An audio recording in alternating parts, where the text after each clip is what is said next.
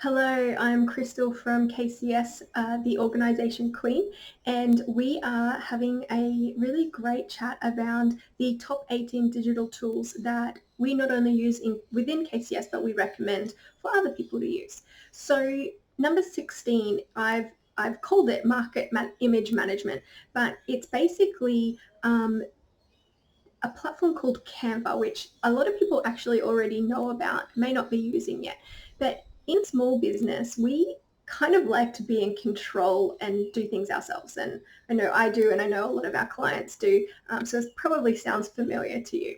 So we also don't have the time to figure out how to use hardcore digital tools that our graphic designers use.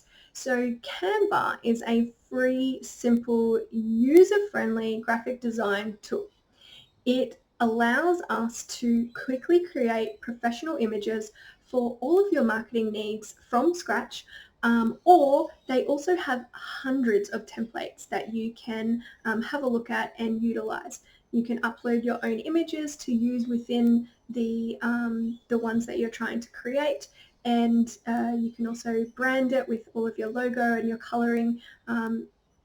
Really easy to use, and we can't recommend it enough.